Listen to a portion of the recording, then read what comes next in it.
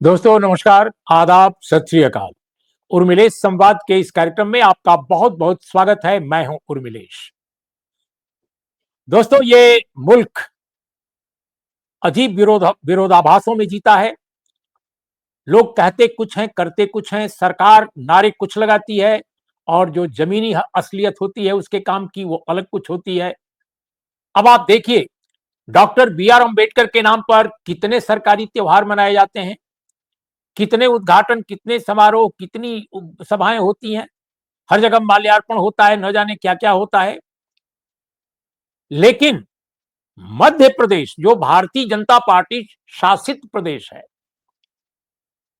वहां पर ग्वालियर में जो मध्य प्रदेश का जबलपुर स्थित हाई कोर्ट है, उसकी बेंच है, यानी उसका एक परिसर है ग्वालियर में भी।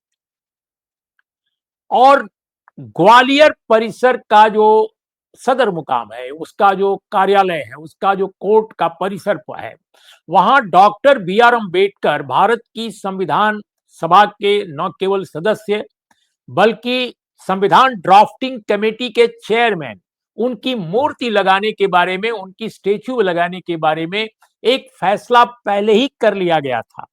और उस फैसले को माननीय कोर्ट की मंजूरी थी। रजिस्ट्रार के ऑफिस से बकायदे ये नोटिस निकल चुका था और स्वीकृति मिल चुकी थी।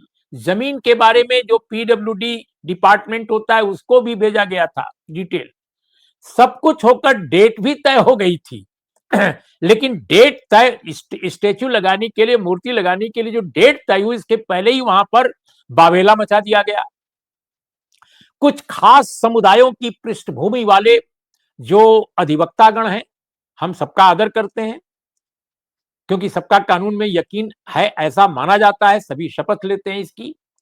लेकिन न जाने क्यों कुछ लोगों ने विरोध करना शुरू किया, और विरोध करना शुरू किया इसलिए कि भाई मूर्ति कहीं लग न जाए। तो मूर्ति लगे इसके पहले ही वहां कुछ और होने लगा मूर्ति स्थल पर।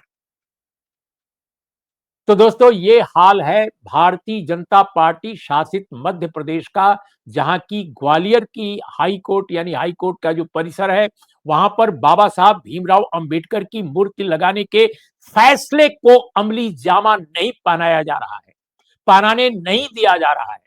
और प्रशासन हाथ पर हाथ धरे बैठा है। कोर्ट चाहती है, कोर्ट के लोग चाहते हैं, लेकिन कुछ ताकतवर लोग नहीं चाहते, जिनकी समाज में और जिनकी हो सकता है शासन में भी काफी हैसियत हो, और इसलिए सारा का सारा ये मामला उलझा हुआ है।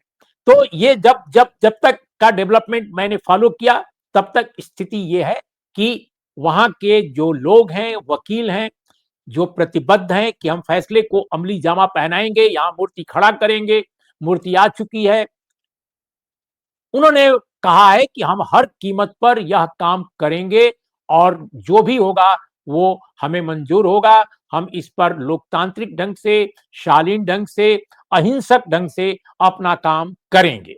ये सब चीजें हो रही हैं।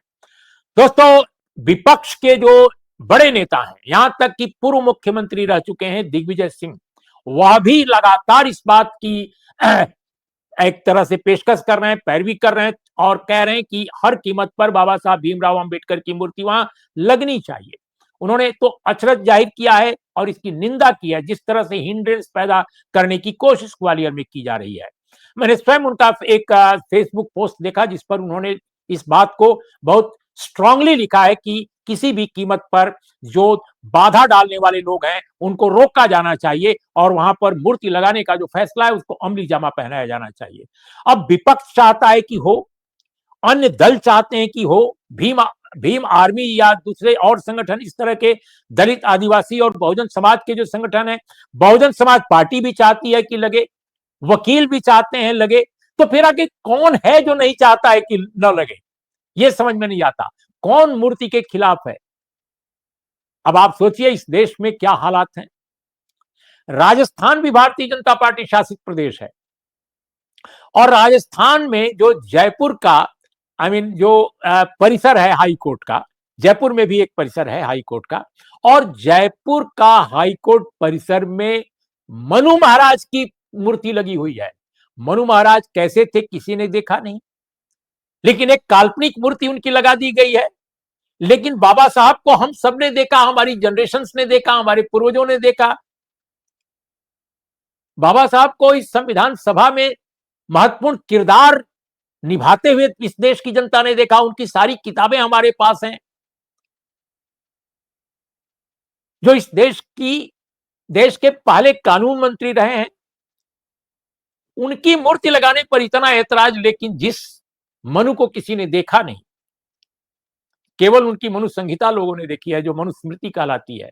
उसके बारे में भी कोई ठीक ठीक नहीं पता है कि उसको एक मनु ने तैयार किया या सैकड़ों मनुओं ने समय समय पर उस पर दर्ज किया, ये भी नहीं मालूम है।